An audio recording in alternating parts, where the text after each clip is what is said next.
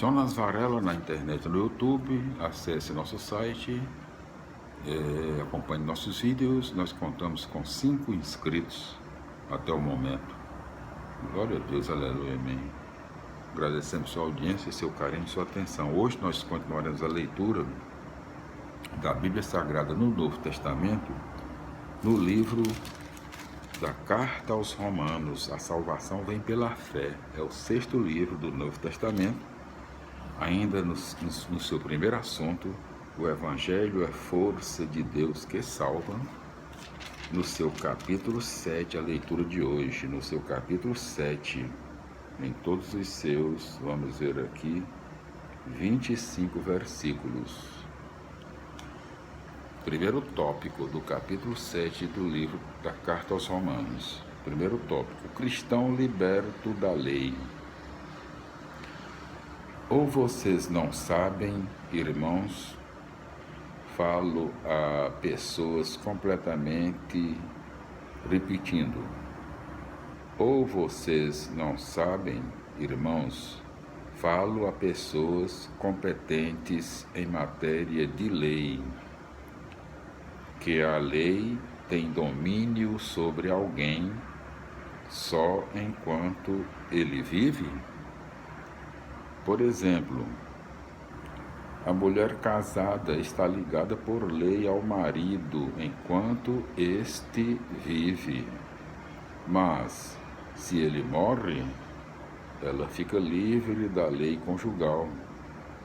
Por isso, enquanto o marido está vivo, se ela se tornar mulher de outro homem, será chamada adúltera. Mas, se o marido morre, ela está livre em relação à lei, de modo que não será adúltera se ela se casar com outro homem. Meus irmãos, o mesmo acontece com vocês. Pelo corpo de Cristo vocês morreram para a lei, a fim de permanecerem a outro, a fim de pertencerem a outro, que ressuscitou dos mortos, e assim produzirem frutos para Deus. De fato, quando vivíamos submetidos a instintos egoístas, as paixões pecaminosas serviam-se da lei para agirem em nossos membros, a fim de que produzíssemos frutos para a morte.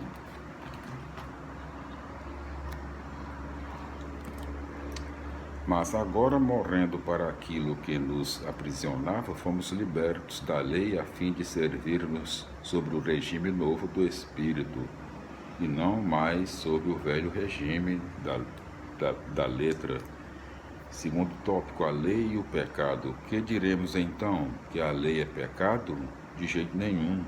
Mas eu não teria conhecido o pecado se não existisse a lei, nem teria conhecido a cobiça se a lei não tivesse dito, não cobice. Mas o pecado aproveitou a ocasião desse mandamento e despertou em mim todo tipo de cobiça, porque sem a lei o pecado está morto. Antes eu vivia sem a lei, mas quando veio o mandamento, o pecado reviveu e eu morri. O mandamento que devia dar a vida tornou-se para mim motivo de morte, porque o pecado aproveitou a ocasião do mandamento, me seduziu e através dele me matou. A lei é santa e o mandamento é santo, justo e bom. Então uma coisa boa se transformou em morte para mim? De jeito nenhum.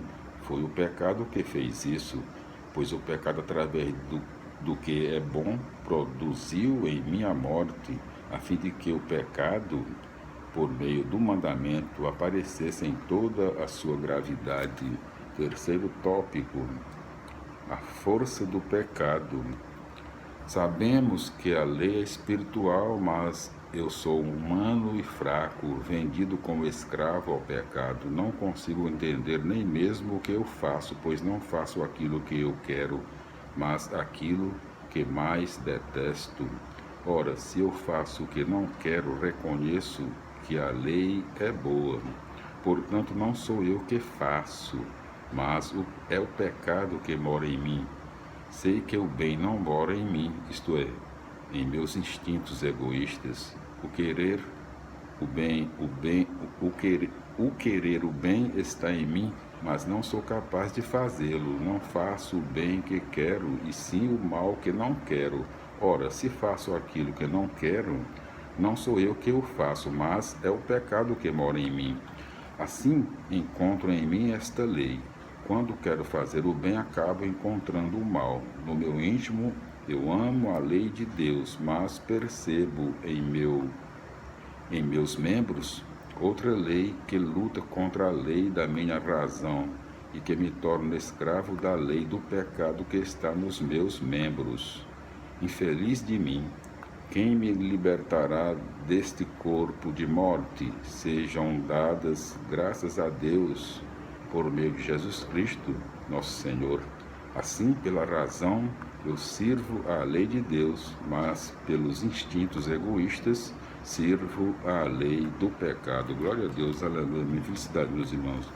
Concluímos a leitura do capítulo 7, em todos os seus 25 versículos, do livro Carta dos Romanos. Voltaremos no próximo vídeo com as explicações do capítulo 7. Glória a Deus, aleluia, minha felicidade e até lá.